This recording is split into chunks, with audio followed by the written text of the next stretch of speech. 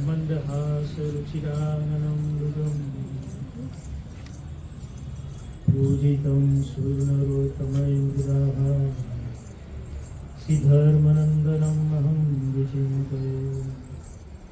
श्री अक्षरधामना अधिपति श्री स्वामिनारायण बाबा स्वामी बाबा भगवते नमो नमः। श्री घनश्याम महाराजाय नमो नमः। श्री हरिकृष्ण महाराजाय नमो नमः। श्री सहजानंद स्वामी महाराजाय नमो नमः। श्री बापा श्री भगवते नमो नमः। श्री सद्गुरुभ्यो नमो नमः। श्री स्वामिनारायण गादीना आद्याचार्य प्रवर धर्म धुरंधर सनातन धर्म परम कल्याणकारी जीवन प्राण स्वामी बाबा भगवते नमो नमः। पुरुषोत्तम पिताजी स्वामी जी महाराजाय नमो नमः। वर्तमान आचार्य जितेंद्र पिताजी स्वामी जी महाराजाय नमो नमः। प्रथम तो आज जेम बात करी एम पुरुषोत्तम पिताजी स्वामीजी महाराज की पुण्यतिथि। तो पुरुषोत्तम पिताजी स्वामीजी महाराजे પોતાના જીવનકાળ દરમિયાન ઘણા બધા એવા કાર્યો કર્યા છે। પોતાના ભક્તો માટે તન મન ધન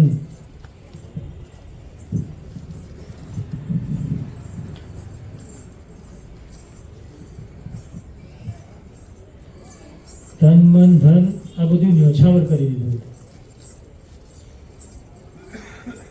કારણ કે એમને ભક્તોને કેમ સુખ થાય, એ સુખી થાય તે તરફ એમનું વલણ વધારે। નાની મોટી વાતો તો ઘણી બધી છે, પરંતુ એમને જીવનમાં મુખ્ય ત્રણ વસ્તુ એવી છે, ત્રણ કામો એ કહેવા પડે એવા છે। કારણ કે પુરુષોત્તમ પિતાજી સ્વામીજી મહારાજે પોતાના ગુરુ શ્રી મુક્તજીવન સ્વામી બાપા માટે સ્મૃતિ મંદિર બનાવ્યું। પહેલું તો એ કામ બહુ મોટું કામ છે, અવિસ્મરણીય કામ છે। કારણ કે પહેલા નક્કી એવું કરવામાં આવ્યું હતું કે મોટા મોટા ભક્તો, ટ્રસ્ટીઓ, મંત્રીઓ આ બધા ભેગા મળીને પહેલા એ કામ નક્કી કર્યું કે આપણે મુક્તજીવન સ્વામી બાપા માટે શું કરીશું, વિચાર એ કર્યો। એટલે પછી નિર્ણય કર્યો કે આપણે ગુરુની યાદમાં શું એમની સ્મૃતિ માટે સ્મૃતિ મંદિર બનાવીએ। હવે સ્મૃતિ મંદિર બનાવવું તો શેનું બનાવવું? તો લાલ પથ્થરનું બનાવવાનું પહેલા નક્કી કર્યું, પરંતુ મોટા મોટા ભક્તો હતા એમને આગ્રહ કર્યો કે ગુરુ માટે લાલ પથ્થર નહીં, ગુરુ માટે તો આરસપાનનું બનાવો, આરસપાનનું મંદિર બનાવો। અને એ મુક્તજીવન સ્વામી બાપાની સ્મૃતિની યાદમાં પુરુષોત્તમ પિતાજી સ્વામીજી મહારાજે પોતાના ગુરુ માટે જો આવું શિખરબંધ મંદિર અને ગુરુની વિસ્મૃતિ માટે અને સ્મૃતિ માટે સ્મૃતિની અંદર બનાવ્યું હોય તો પુરુષોત્તમ પિતાજી સ્વામીજી મહારાજે બનાવ્યું સ્મૃતિ મંદિર। અને બીજું કામ જોઈએ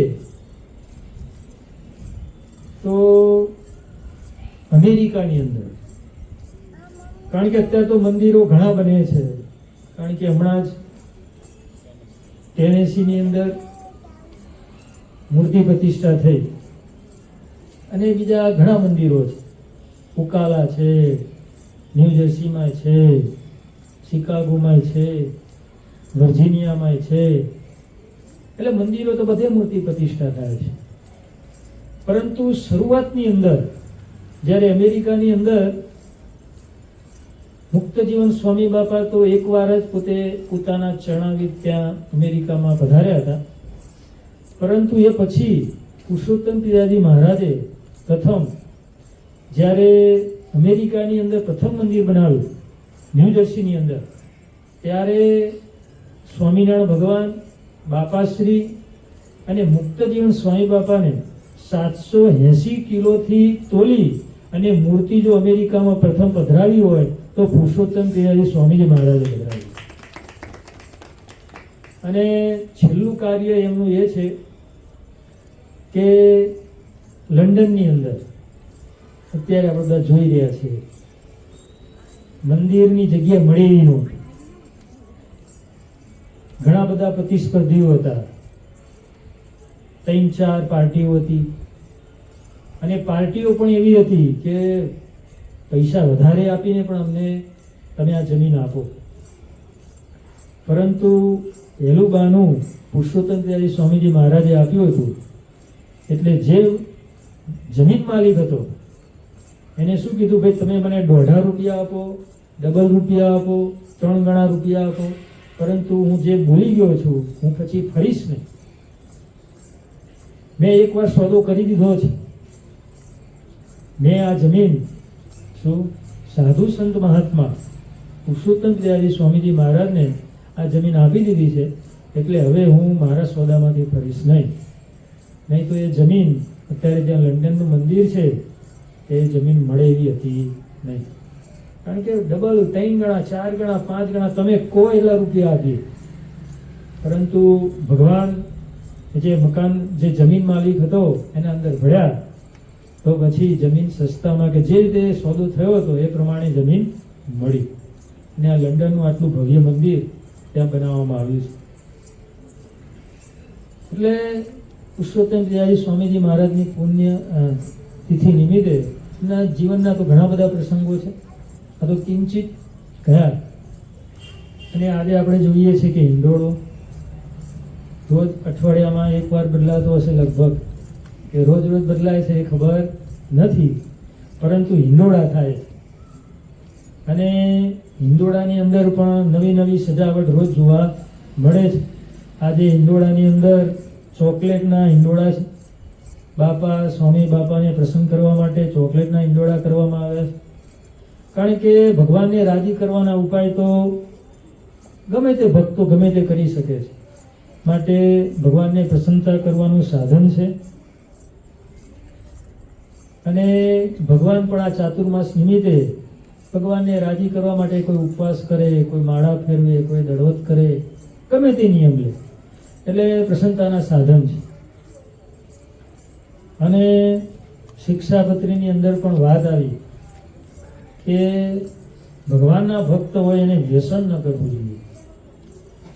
શું તમાકુ, અફીણ, ગાંજો, હવે તો બધું ડ્રગ્સ આ બધું આવે છે, તો એનું સેવન ન કરવું જોઈએ. કારણ કે એમાં ખાસ કરીને જુવાનિયા ઉપર આનો પ્રભાવ વિશેષ હોય છે. કારણ કે દુનિયાની અંદર માણસ જુવાન હોય એને શું હોય કે દુનિયાની અંદર મારા સિવાય બીજું કોઈ નથી, અને દુનિયામાં હું જ છું, અને ચડતું લોહી હોય એટલે ગમે તે માણસ એને ફેરવે તો ફરી તરત છે. એટલે મહારાજ કહે છે કે અમારા જે આશ્રિત હોય એને જે તમાકુ, અફીણ, આ બધું અભક્ષ્ય વસ્તુ તેનું ક્યારેય પણ સેવન કરવું ન જોઈએ. કારણ કે તેનાથી મતિ ફરે, શરીર ફરે, સ્વાસ્થ્ય બગડે, શરીરમાં કંકાસ થાય, ઝઘડા થાય, આ બધું જુદું. પાછું પૈસાનો વ્યય થાય. કારણ કે આખા મહિનામાં તમે એની પાછળ લગભગ 1000, 1500 તો ખર્ચો થઈ જ જાય નોર્મલ. જો વ્યસન ન કરો તો ચોખ્ખી વસ્તુ છે એટલા રૂપિયા બચે. એટલે મહારાજ કહે છે વ્યસન ન કરો. અને શાસ્ત્રોની અંદર એમ કહેવાય છે કે તમાકુની ઉત્પત્તિ કેવી રીતે થઈ છે. એમાં જ્યારે આપણે શાસ્ત્રોની અંદર વાંચન કરીએ ત્યારે એવી વાત આવે છે, અને આપણે બધા મહાભારતમાં પણ જાણીએ છીએ કે શ્રી કૃષ્ણ ભગવાન જ્યારે નાના હતા ત્યારે તેમના મામા કંસ મામા, હવે પોતાનો મામા તો કહેવાય પરંતુ મામા થોડા દુર્ગુણે યુક્ત હતા. પોતાના મામા તો થયા, પણ શ્રી કૃષ્ણ ભગવાનને મારવા માટે બહુ તત્પર હતા. કેમ કરીને કાસળ કાઢી નાખું. એટલે એમને નક્કી કર્યું કે પૂતનાને મોકલ્યું. હવે પૂતના તો આપણે જાણીએ છીએ કે પૂર્વનું વૃત્તાંત એવું છે કે બલિ રાજા હતા. બલિ રાજા પાસે ભગવાન નાના બાળકોનું સ્વરૂપ લઈને આવે. હવે 3 ડગલા જમીન માંગી. ત્યારે બલિ રાજા આપણે જાણીએ છીએ કે બહુ દાનેશ્વરી હતા. એમના રાજપાટમાં ગમે તે માણસ આવે, યાચના કરે તો દાન આપે. ગમે તેમાં, ગમે તે ભિક્ષુક આવે, ગમે તેવો ગરીબ માણસ આવે એટલે એને દાન આપવાનું, આવો એમનો નિયમ હતો. એટલે ભગવાને નાના આવા બાળક જેવા રૂપ ધારણ કરી અને ભગવાન પધારે. હવે બધાને દાન આપતા હતા. એટલે નાનો છોકરો હતો, ભગવાનનું સ્વરૂપ ધારણ કરીને આવ્યા હતા. ભગવાન બાળક સ્વરૂપ. પછી યાચના કરી. ત્યારે બલિ રાજા કહે છે કે માગો, તમારે શું જોઈએ છે? કે રાજાજી, મારે તો બીજું કઈ જોતું નથી, 3 ડગલા જમીન જોઈએ છે. કે માગી માગીને તમે આ નાના છોકરા છે 3 ડગલા જમીન માગશો તો આ 3 ડગલાના જમીનને તમે કરશો શું? તો કે ના 3 ડગલામાં તો ઘણું થઈ જશે. ત્યારે આ બલિ રાજાની બેન હતી પૂર્વે. હવે બાળ સ્વરૂપ જોયું એટલે એને એમ થયું કે આ બાળક તો રમાડવા જેવો છે, સ્તનપાન કરવા જેવો છે. કે સુંદર હોય, ભગવાનનું સ્વરૂપ તો કેવું હોય. એટલે આવો વિચાર એના મનમાં આવ્યો. પરંતુ 3 ડગલા જમીન માંગી એટલે પછી રાજા તો હતા એટલે કે હવ 3 ડગલા જમીન તમને આપી. પછી ભગવાને પોતાનું સ્વરૂપ મોઢું કર્યું. બાળ સ્વરૂપ રહ્યું ને, પછી પોતાનું સ્વરૂપ એટલું બધું મોટું કર્યું, આખું આકાશની અંદર પોતાનું સ્વરૂપ, નીચે પાતાળની અંદર ડાભા બની ગયા કે આ કોણ છે. પછી ભગવાને પોતાનો પગ ઊંચો કર્યો, આખું પાતાળ એકમાં આવી ગયું, આખું સ્વર્ગ આવી ગયું. બીજો પગ ઊંચો મૂક્યો તો 7 બ્રહ્માંડ ને બધું તોડીને ઇન કટાર ફોડ્યું. પછી ભગવાન કહે છે કે આ ત્રીજો પગ હું ક્યાં મૂકું? કે હવે ક્યાંય જમીન રહી નહીં, હે ક્યાંય પાતાળ રહ્યું નહીં, તારા રાજ્યની કઈ સીમા છે? કોઈ સીમા રહી નહીં. કે બોલ હવે ત્રીજો પગ ક્યાં મૂકું? કે બધું આવી ગયું, આકાશ, પૃથ્વી, તારા, ગ્રહ બધું આવી ગયું. હવે ત્રીજો પગ ક્યાં મૂકું? કે તો કહે છે કે આ મારું શીશ, મારું શરીર, મારું માથું એ પણ પૃથ્વીનો એક ભાગ છે. તું મારા મસ્તક ઉપર, કે તમે મારા મસ્તક ઉપર તમારા ચરણ મૂકો. ભગવાને પોતાનો ચરણ જે મસ્તક ઉપર મૂક્યો બલિ રાજાને, પાતાળમાં ખુશી દીધો. આ દ્રશ્ય જોયું એટલે પછી એમની બેન હતી એટલે આમ એક અચંબામાં પડી ગઈ કે આ બાળક છે કે કોણ છે. બાળક જોઈ અને ભાવના થઈ, પરંતુ આ સ્વરૂપ જોયું એટલે મારી નાખવાનો એમને એમ થયું કે આને તો મારી નાખવા જોઈએ. આવા 2 સંકલ્પ થયા. એટલે એ સંકલ્પ પૂરા કરવા માટે પછી ભગવાને શ્રી કૃષ્ણ ભગવાન રૂપે ભગવાન આવ્યા. ત્યારે સ્તનપાન કરવા પૂતના આવી, કારણ કે ઝેર પોતે કે છોકરા બધા મરી જાય. એટલે પછી ભગવાને શું કર્યું? સ્તનપાન કરવા હતા ત્યારે ભગવાને સ્તનપાન તો કર્યું, પણ અડધું પોતાના અંદર ને અડધું બહાર પડ્યું. એટલે એક ભાવના તો એમની પૂરી થઈ ગઈ, સ્તનપાન કરાવવાની હતી ભગવાનને. બીજી ભાવના હતી, એ ભાવના મારી નાખવાની હતી. એટલે ભગવાને કરડી દ્રષ્ટિ કરી, ત્યાં પૂતના ત્યાં ને ત્યાં મરી ગઈ. અને એમ કહેવાય છે કે પછી જે બીજું થોડું જે ઝેર હતું એમના જે પડ્યું એ જમીન ઉપર પડ્યું, અને જે ઝેર જમીન ઉપર પડ્યું એનું આ તમાકુ બન્યું છે. હવે જેને જમવું હોય, ખાવું હોય તો તમાકુ ખાવું એ વાળા શું કે ભાઈ ભગવાનની પ્રસાદી છે એટલે તમાકુ ખવાય છે. હે દૂધ પીધું હતું ભગવાને તો એમની પ્રસાદી કહેવાય. અને જેને ન જમવું હોય એ ઝેર કે છે, તમાકુ એટલે ઝેર કહેવાય. એટલે જે સત્સંગી હોય, આશ્રિત હોય, તેમને શું ભાઈ આ અફીણ, આ તમાકુ, આ બધાનું સેવન કરવું જોઈએ નહીં. કારણ કે ભગવાને શિક્ષાપત્રની અંદર ચોખ્ખી ના પાડી, અભક્ષ્ય વસ્તુનું સેવન અમારા સત્સંગે કરવું જોઈએ નહીં. કારણ કે મતિ ભ્રમિત બની જાય છે. માણસ શું કરે છે શું નથી કરતો એનું એને ભાન નથી રહેતું. પછી શું બોલવું શું ના બોલવું એનો વિવેક પણ રહેતો નથી.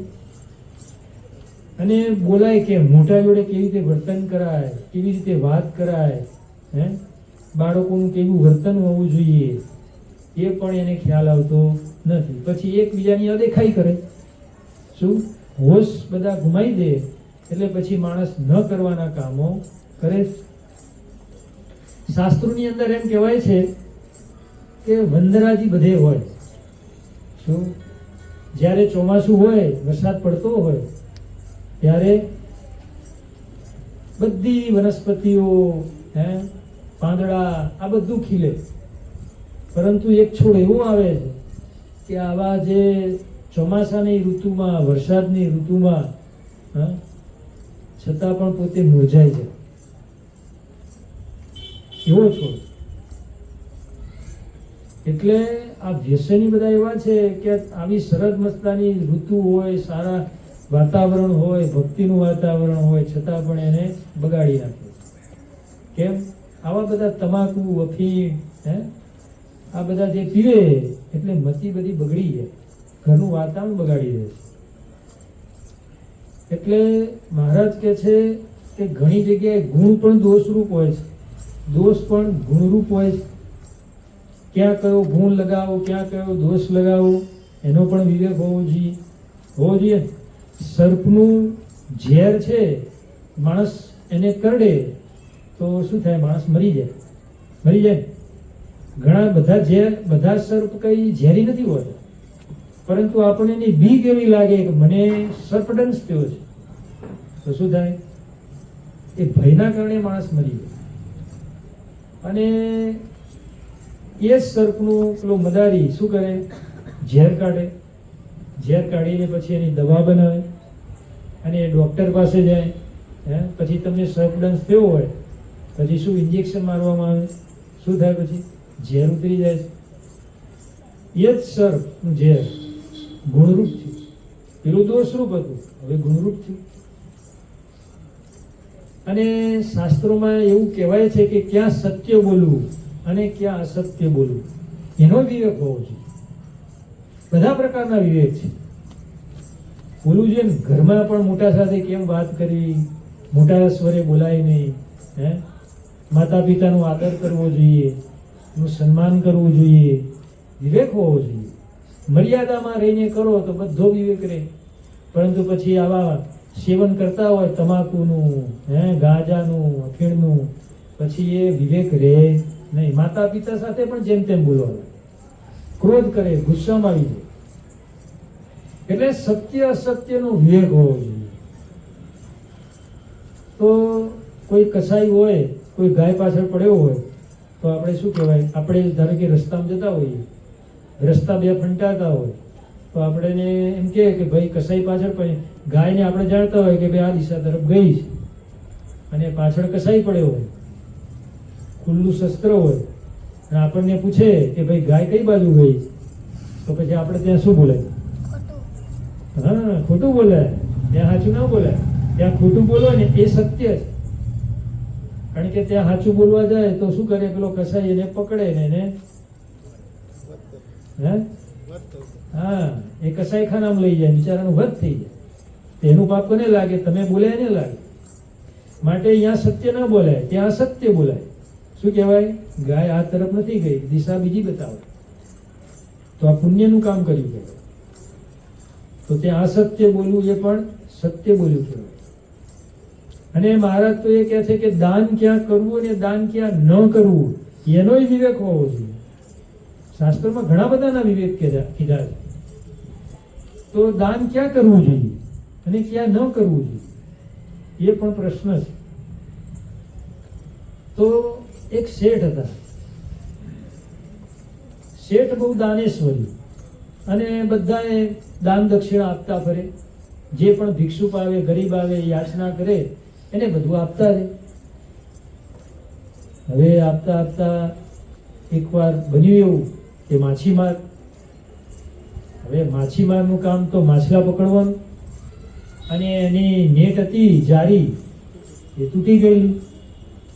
હવે જારી તૂટેલી નાયલોનની નવી લાવી હતી, કારણ કે મજબૂત તૂટે નહીં એવી. પૈસાની જરૂર પડે, પૈસા એની પાસે હતા ને, કરવું શું? હવે આ શેઠ દાન આપતા હતા, એની પાસે ગયા. એને એમ ના કીધું કે હું મત્સ્યમાર છું અને મારી માછલી મારી જેના માટે આ ઝાડ જોઈએ, એ વાત ન કરી. એને શું કીધું, મારે પૈસાની જરૂર છે. એટલે પેલા એ આપી, પૈસા આપે. હવે એ પૈસાની એને ઝાડ લીધી માછલા મારવાની, નેટ લીધી નાયલોનની, અને પછી માછલા પકડવા માટે, માછલા મરવા માટે. અને આ બાજુ શેઠની જે સ્થિતિ હતી એ બગડવા, કારણ કે જે માછલા મરતા હતા એ બધું પાપ કોને લાગતું હતું? આ શેઠને લાગતું. એટલે પોતે શેઠ હતા, પેઢીઓ ચાલતી હતી, મોજ મજા જલસા બધું વૈભવ બધો હતો, પણ ધીરે ધીરે ધીરે ધીરે બધું ઘટવા લાગ્યું. અને છેલ્લે છેલ્લે શેઠની દશા એવી આવી કે પોતે રોડપતિ થઈ ગયો. તો શેઠ વિચાર કરવા લાગે, ચાલો મેં જીવનમાં આટલી બધી દાન દક્ષિણાઓ કરી, પુણ્યનું કામ કર્યું, આટલું બધું કામ કર્યું, છતાંય મને આવું. પણ ક્યાં દાન કર્યું એને? જ્યાં દાન નહોતું કરવાનું ત્યાં દાન કર્યું, તો એની સ્થિતિ આવી હતી. એટલે દાન પણ ક્યાં કરવું ન કરવું એનો વિવેક હોવો જોઈએ. અને શાસ્ત્રોમાં એમ કહેવાય છે ક્યાં ક્રોધ કરવો જોઈએ, ક્યાં ક્રોધ ન કરવો જોઈએ, એનો વિવેક હોવો જોઈએ. કારણ કે ધર્મ નિયમ ન પાડતા હોય, આવી રીતે દારૂ, વ્યસન, ગાંજો, અફીણ, ડ્રગ્સ, આ બધા વ્યસન કરીને આવતા હોય છોકરા, તો એને ભાઈ કહેવું પડે. ધર્મ નિયમ ના પાડતા હોય તો કહેવું પડે. મંદિરમાં ન જતા હોય તો કહેવું પડે. કહેવું પડે. આ ચાતુર્માસના નિયમ ના લીધા હોય તો ભાઈ કહેવું પડે કે ભાઈ થોડા ચાતુર્માસમાં 1 મહિનો છે તે કંઈક લેજો નિયમ.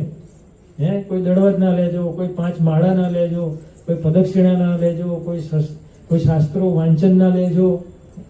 હવે તો વિવેક કરવો પડે છોકરાને. બાકી છોકરા કોઈ પાડે એવા નથી, ધર્મના માર્ગે વાળવા પડે. એટલે આવો નિયમ ન લે, બરાબર. એટલે એમના માતા પિતાએ ક્રોધ કરવો જોઈએ, એ બરાબર છે.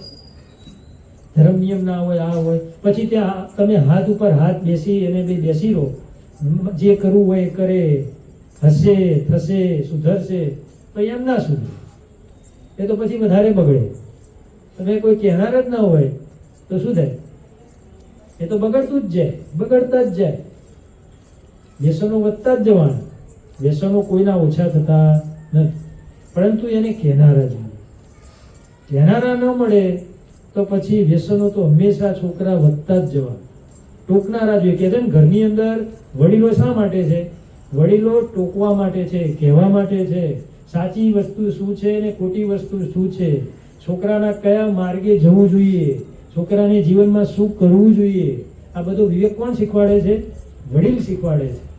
ઘરની અંદર એના માતા પિતા હોય એ શીખવાડે છે કે જીવનમાં છોકરાને કેમ આગળ વધવું જોઈએ. પછી આવા રવાડે ચડી જાય તમાકુના, ગાંજાના, અફીણના, તો જીવન બરબાદ થઈ જાય. એ જીવનમાં કશું ન કરી શકે, ના ભણી શકે, ના માતા પિતાની સેવા કરી શકે. એ તો ઘર બાર બધું લૂંટાઈ જાય. કરોડપતિ હોય ને કરોડપતિ તોય રોડપતિ થઈ જાય, કારણ કે કોઈ વિવેક નથી.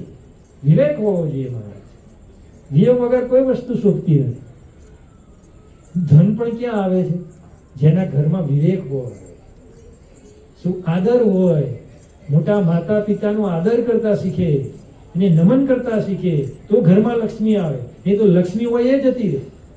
કઈ મારું ઘરમાં કામ નથી, કે આ ઘરમાં કંકાસ બહુ થાય, ઝઘડા બહુ થાય, માર ન રહેવાય, તોય જતી રહે. એટલે એનો વિવેક જોઈએ.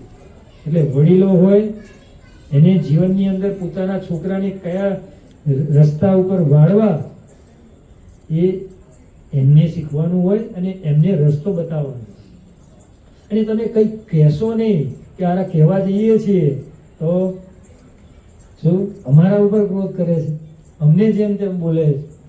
ભાઈ બોલે કે ન બોલે, પણ તમારે તો જીવનમાં સાચો રસ્તો એકવાર બતાવી દેવો જોઈએ કે ભાઈ તું આ કરે છે એ ખોટું કરે છે. આ રસ્તો ખોટો છે. તમે તમારી ડ્યુટી, તમારી જવાબદારી એ નિભાવી દેવી જોઈએ. એટલે ધર્મ નિયમની બાબતમાં કહેવું જોઈએ.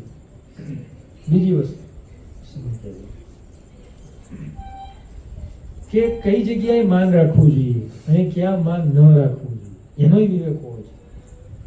મહારાજ કહે છે ભગવાન ને સંતની આગળ માન ન રખાય. કદાચ બે શબ્દો બોલ્યા તો એ જીવના હારા માટે કહેતા હોય. પછી અમને એમ થાય કે અમને આમ કેમ કીધું, અમને આમ ન કહેવાય, સંતો આવી રીતે અમારાથી ન બોલાય, આવી રીતે ક્રોધ ન કરાય. ભાઈ ધર્મ નિયમની બાબતે સંતોને કહેવું જોઈએ.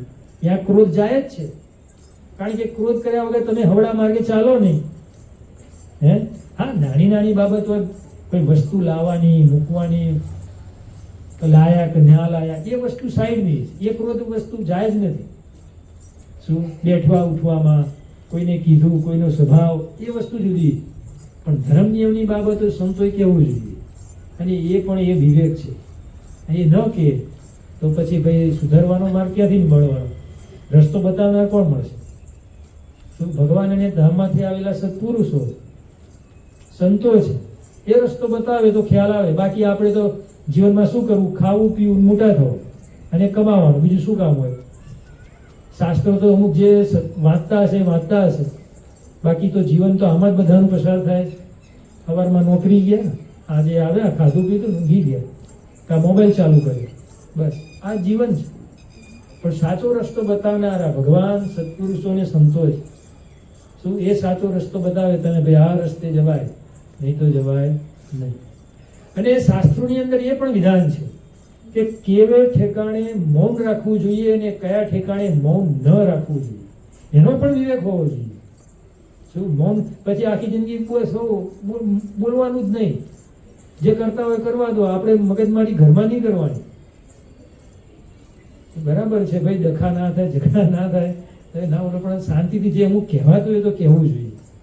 તો હપું જો તમે નહીં કહો તો પછી તો ગાડી ક્યાં જતી રહે. એટલે મૌન ક્યાં રાખવું ને ક્યાં ન રાખવું. કારણ કે મહાભારતનો આપણે પ્રસંગ જાણીએ છીએ અને લગભગ બધાએ જોયેલું હશે. મહાભારતની સિરિયલ તો નાના છોકરાઓએ જોઈએ છે, પેલી બાજુ વડીલો બધાએ જોયેલી છે. તો એક પ્રસંગ આવે છે કે જ્યારે ભીષ્મ પિતામહ દ્રૌપદીને વસ્ત્રાહરણ થતું હતું ત્યારે બોલા કેટલા બધા વિદ્વાન ને શૂરવીર બેઠા હતા. બોલો, આ ભીષ્મ પિતામહ ત્રિલોકીમાં એના જેવું જ્ઞાન કોઈને નહોતું, એના જેવો શસ્ત્રધારી બીજો કોઈ નહોતો. બોલો, આવો ભીષ્મ પિતામહ. દેવલોકમાં તો એ બધું શીખવા ગયા હતા. લો, આ બધું વિદ્યા અહીં નહીં શીખ્યા, દેવલોકમાં જઈને શીખ્યા બધું. તો વિચાર કરો કેવો ધનુર્ધર હશે એ માણસ, કેટલો જ્ઞાની, કેટલો શૂરવીર, અને બધી વિદ્યા આવડતી હતી. એકે વિદ્યા એવી નહોતી કે એમને નહોતી આવડતી, બધામાં પારંગત હતા. આવો માણસ સભાની અંદર બેઠો હોય અને એ વિવેક ન સમજે, બે શબ્દ બોલીને કે ભાઈ આ તું કેમ કરી લે, દુર્યોધને ન કીધું એને, નહીં તો એની તાકાત હતી. પોતે આમ તીર કામ ફેરીને ઉભા થઈ ગયા, હે બંધ કર, એના માટે તું આ કહે તો હમણાં બંધ થઈ ગયું હોય, સ્ટોપ થઈ ગયું હોય, પણ ના બોલે. જ્યાં બોલવાનું હતું ત્યાં ના બોલે, નહીં તો મહાભારતની લડાઈ જ ના થાય. અશક્ય વસ્તુ હતી, પરંતુ મૌન રહ્યા, બોલ્યા જ નહીં. બાજુમાં ગુરુ બેઠા હતા, દ્રોણાચાર્ય. તો દ્રોણાચાર્ય પોતે બહુ તપસ્વી માણસ હતા અને ધર્મ નિયમ વાળા માણસ. એમને ગમ્યું તો નહોતું પણ બોલ્યા નહીં. બોલવું જોવું હતું. પોતાના શિષ્ય હતા, કહેવાય એમને ભાઈ તું આ કેમ કરે છે, મેં તને આ શીખવાડ્યું છે, તારે આ શીખવાનું છે, તારે આ કરવાનું છે. ન બોલે. પોતાના ગુરુ બેઠા હતા, એ પણ ન બોલે. કૃપાચાર્ય બાજુમાં બેઠા હતા, એ હતા, એ ન બોલ્યા. હવે આવા મોટા મોટા ધુરંધરો બેઠા હતા સભાની અંદર, ત્યાં વસ્ત્રાહરણ થાય અને ત્યાં કોઈ બોલે નહીં, શું દશા થાય પછી? એ સભા કહેવાય? નહીં તો હમણાં ત્રણેય જણા ઉભા થઈને બોલ્યા હોત તો હમણાં દુર્યોધનની મજા નહોતી કે આવી રીતે કોઈનું અપમાન કરે સ્ત્રીનું. પણ સ્ત્રીનું અપમાન થયું, બોલ્યા નહીં, મૌન રહ્યા, એટલે થયું. નહીં તો ઊભા થઈ ગયા હોય તો આ બધું કોની તાકાત નહોતી. તો વિચાર કરો, જ્યાં બોલવાનું હતું ત્યાં ન બોલે, ન બોલવાનું ત્યાં બોલે, તેનું મત કેવું હોય? લો, ભીષ્મ પિતામાં વિચાર કરો, બિચારા જ્યારે મૃત્યુ આવ્યું ત્યારે આખા શરીરમાં બાણ બાણ બાણ. આપણને તો ખાલી ટાંકણી છે મારી હોય તો આમ થઈ જાય, કેવા ઊભા થઈ જઈએ છે, આખા શરીરમાં લોહી નીકળે. વિચાર કરો, ખાલી એક મસ્તક ઉપર બાણ નહોતું માર્યું. પાણી કેમ પીવું એ મોટો પ્રશ્ન. ત્યારે શું કર્યું અર્જુને? બાણ મારીને જમીનમાં પોતાનું મસ્તક સ્થિર કર્યું. પછી અંદર ગંગાજી હતા, ગંગાજી બહાર આવ્યા, પાણી પીવડાવ્યું. આ ભીષ્મ પિતામાં. હા, વિચાર કરો, 3-4 મહિના રીતે આવી રીતે રહેવાનું. આપણે તો ઘરની અંદર પેલા મચ્છર હોય તો મચ્છરદાની બાંધીએ, નહીં બાંધતા? કેવા મચ્છર હતા, હમણાં તો મચ્છર વધી ગયા હતા. બે ઋતુ ચાલે. મચ્છર કરડશે તો બીમાર પડી જઈશું, બધાને ભય છે. તો બધાને બીક. તો વિચાર કરો, એ ભીષ્મ પિતા 4 મહિના સુધી આવી રીતે મેદાનમાં ઠંડી ગરમી બધું સહન કરવાનું. પછી પોતાના શરીરની અંદરની પીડા તો જુદી, કેટલું સહન કર્યું આ માણસ. કેમ? જ્યાં બોલવાનું હતું ત્યાં ન બોલ્યા, નતું બોલવાનું ત્યાં બોલ્યા, મૌન રાખ્યું. મૌનની ક્યાં જરૂર હતી? ત્યાં બોલવાની જરૂર હતી, ન બોલ્યા. આવું મોત આવે. કેટલી વેદના થતી હશે વિચાર કરો 4 મહિનામાં. પછી એમ કહેવાય છે કે જ્યારે આ ઉત્તરાયણનો જ્યારે ઉત્તર દિશા તરફ સૂર્યાગ્રહણ થયું, ત્યારે ઉત્તર દિશામાં, ત્યારે પુણ્યનો દિવસ કહેવાય છે ઉત્તરાયણ. હવે એમાં જેને દેહ મૂકે તો સારી ગતિ થાય, એટલે કે મારે ઉત્તરાયણના દિવસે મારો દેહ મૂકવો છે. કારણ કે ઈચ્છા મૃત્યુ હતી હોય. શું? પોતે જ્યારે ઈચ્છે ત્યારે એમનું મોત થાય. કોઈ ગમે તે કરે તો એ જીવે, નહીં તો આટલા બધા આપણને એક બાણ માને શું થાય? તરત જય સ્વામિનારાયણ થઈ જાય, માણસ મરી જાય. બીજા બાણની જરૂર ન પડે. આ તો આખા શરીરમાં બાણ. કેમ? ઈચ્છા મૃત્યુની હતું. પોતે જ્યારે ઈચ્છા થાય ત્યારે મરે, નહીં તો ના મરે. ભલે ગમે તેવું તમે આર પાર ચાકુ મારી દો તોય જીવે. આવા. પરંતુ એમને આટલું બધું કષ્ટ સહન કર્યું. દ્રોણાચાર્ય મહાભારતમાં તો બધું જોયું જ છે આપણે. શું બોલ્યા? અસ્વસ્થામાં હત. આટલો શબ્દ વાપર્યો, બીજો નહીં. શું કીધું? અસ્વસ્થામાં હત. પાછા શ્રી કૃષ્ણ ભગવાન કહેવા ગયા હતા, કારણ કે ચાલ તો બધી ભગવાન જ કરી શકે ભાઈ, બીજાને આવડે આવું? યુદ્ધ જીતવું હતું, કારણ કે ધર્મની લડાઈ હતી. ધર્મના પક્ષે શ્રી કૃષ્ણ ભગવાન હતા. ભગવાન કે મારે તો ધર્મ છે, એટલે મારે ધર્મને જીતાડવો જ પડે. મારે એનો કોઈ પ્રશ્ન જ નથી કોણ છે. મારે કે પાંડવ મને પ્રિય છે અને બધા કૌરવ અપ્રિય છે એવું નથી. શું કીધું? મારે તો જે બાજુ ધર્મ છે, ધર્મ કયા શિબિરમાં છે? તો કે પાંડવોના શિબિરમાં છે. તો હું ક્યાં છું? પાંડવોના શિબિર. કારણ કે ધર્મ ત્યાં છે. એટલે પછી શ્રી કૃષ્ણ ભગવાન કે આ ધર્મની લડાઈ છે, જીતવું તો પડશે. એટલે શું કીધું? ભીમને કીધું તું અશ્વસ્થામા નામનો હાથી મારી નાખ. અને યુધિષ્ઠિરને કહેવા ગયા, તમે બહુ બોલતા નહીં, તમે સાચું બોલો છો, પણ આ ઠેકાણે હવે સાચું ન બોલતા. તો હું કહું એમ બોલજો. તમને પૂછવા આવશે તમારા ગુરુ અસ્વસ્થામાં હતો, એટલે તમારે આટલો જ જવાબ આપવાનો છે કે અસ્વસ્થામાં હતા. પાછળથી કઈ બોલતા નહીં. કારણ કે આપણે જાણીએ છીએ કે ધર્મ રાજા જિંદગીમાં બધું સત્ય જ બોલતા હતા, જૂઠું નહોતા બોલતા. કારણ કે દ્રોણાચાર્ય જાણતા હતા પોતાના ગુરુ. કારણ કે હું જો બીજા બધાના ભીમ ને અર્જુન પાસે જઈશ તો જુઠ્ઠું જ બોલવાના, એ સાચું નહીં બોલે. પરંતુ આ યુધિષ્ઠિર છે, સત્યવાદી છે, એ સાચું જરૂર બોલશે. એટલે પછી ભીમે તો પછી પેલા અશ્વસ્થામા નામના હાથી મારી નાખ્યો. હવે મારી તો નાખ્યો, પછી બૂમો પાડવા માંડ્યો, અસ્વસ્થામાં હતો, અસ્વસ્થામાં હતો, આવી રીતે બૂમો પાડી. હવે બૂમો તો પાડી એટલે વાત બધે ફેલાઈ ગઈ કે અસ્વસ્થામાં મરાણો, અસ્વસ્થામાં મરાણો. પણ કયો અસ્વસ્થામાં મરાણો એ કોઈને ખબર નહોતું. હવે દ્રોણાચાર્યને પોતાનો પુત્ર બહુ વાલો હતો, એટલે એકનો એક પુત્ર, એટલે પોતે એકદમ નિસહાય બની ગયા, એકદમ શસ્ત્રો મૂકી દીધા. હવે સાચું શું ખોટું શું? એ વિચારમાં કે આ વસ્તુ તો જો યુધિષ્ઠિર કહે તો હું સાચું માનું, કે બીજા બધા કહે તો હું સાચું નહીં માનું. અગાઉથી તો શ્રી કૃષ્ણ ભગવાને પાઠ ભણાવી દીધો હતો. એટલે પોતે ગયા પછી બધી પૂછ્યું કે ભાઈ શું સાચું ને શું ખોટું, ત્યારે યુધિષ્ઠિર એમ બોલ્યા, અસ્વસ્થતામાં હતા એટલું તો બોલ્યા, પણ ધીરે રહીને પાછું નરો વા કુંજરો આટલું બોલી ગયા. શ્રી કૃષ્ણ ભગવાને શું કીધું? તો આટલું જ બોલવાનું છે, પણ પાછું ડાપણ ત્યાં ઉમેર્યું પાછું શબ્દમાં. ધીરા શબ્દ બોલ્યા પણ પેલા સાંભળ્યો નહીં, એટલે એમને એમ કે અસ્વસ્થતામાં મરાણો, એટલે પછી એ પોતે શસ્ત્ર નિશાય થઈને બેસી ગયા, પછી એમનું મસ્તક કાપી નાખ્યું.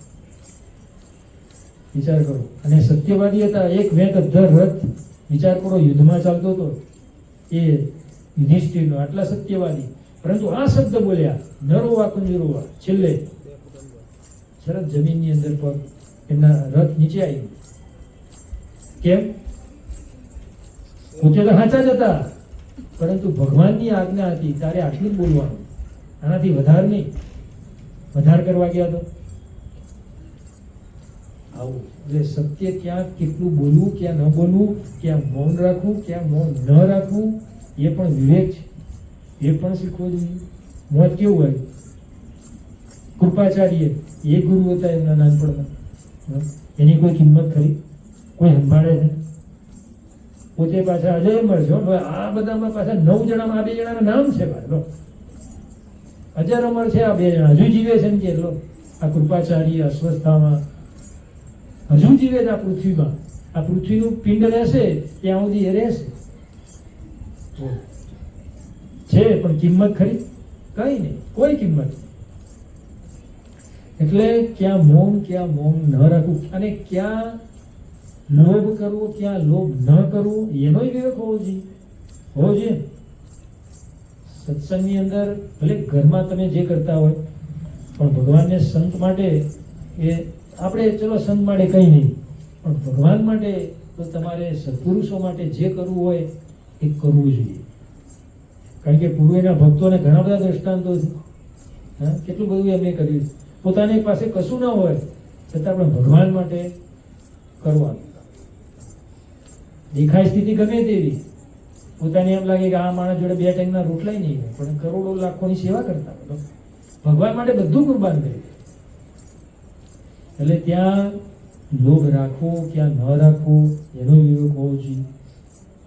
અને આપણે જાણીએ છીએ કે મહારાજે પ્રથમના 4થા વચનામૃતમાં આનંદાનંદ સ્વામી પ્રશ્ન કરે છે કે મહારાજ આ બધા સત્સંગ છે ને આ છે ને બધું છે, પરંતુ ઈર્ષા તો રહે જ મહારાજ. તો મહારાજને કે ભગવાનનો ભક્ત હોય એની ઈર્ષા ન કરાય, અદેખાઈ ન કરાય. કોઈ આગળ વધતો હોય, બરાબર, કોઈ વિકાસ કરતો હોય તો ભગવાનનો ભક્ત હોય એને અદેખાઈ નહીં કરવાની કે પેલો આગળ વધી ગયો, હું નથી આગળ વધ્યો. બાજુના ઘરમાં કાર આવી છે, મારે કાર નથી. હે, પેલો સુખ સાધન સંપન્ન છે, હું આટલો સુખી નથી. એવો ભગવાનના ભક્તે વિચાર નહીં કરવો. મહારાજ એમ કહે.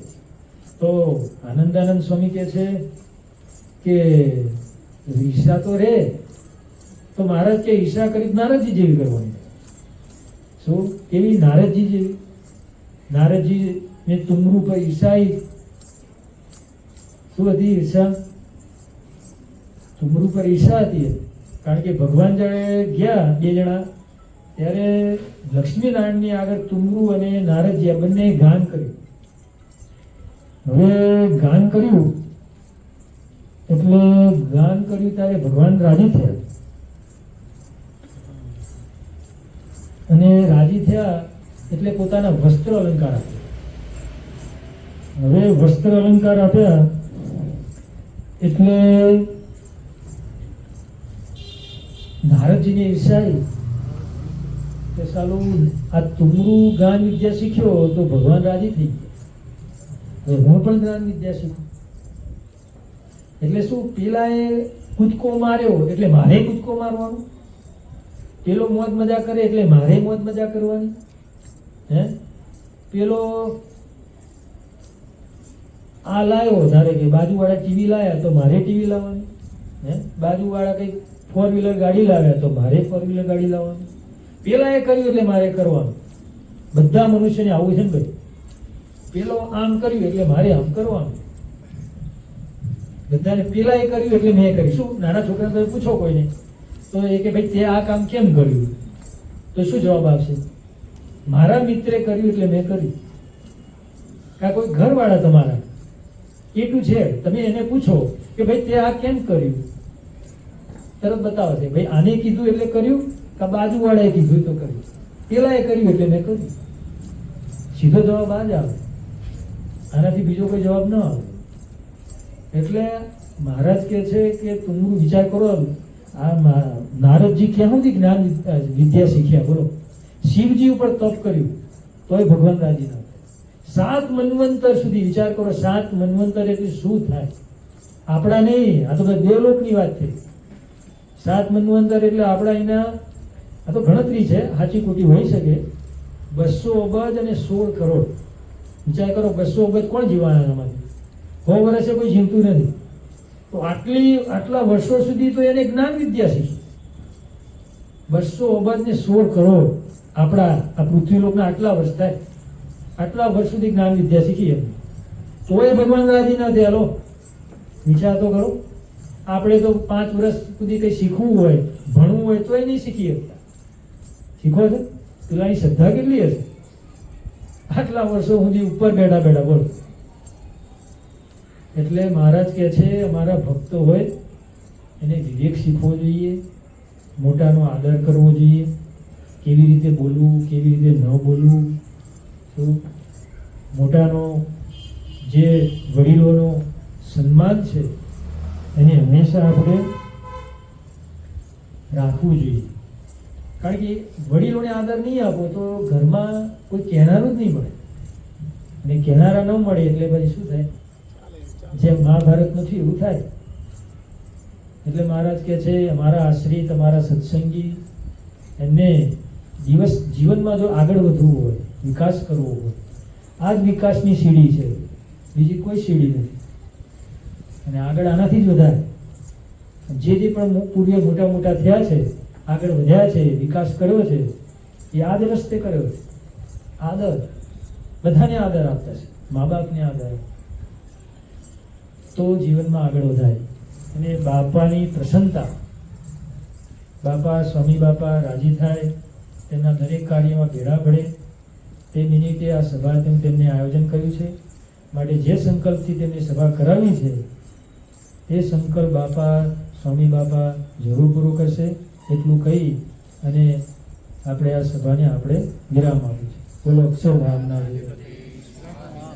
બાપાની જય, ઘનશ્યામ મહારાજની જય, રાજની જય, સહજાનંદ સ્વામી મહારાજની જય, બાપા શ્રીની જય, સદગુરુ શ્રીની જય, સ્વામિનારાયણ ગાદીનો આદ્યાચાર્ય પ્રવર્ત, ધર્મ ધુરંધર સનાતન ધર્મ સમ્રાટ, પરમ કલ્યાણકારી જીવન પ્રાણ સ્વામી બાપાની જય.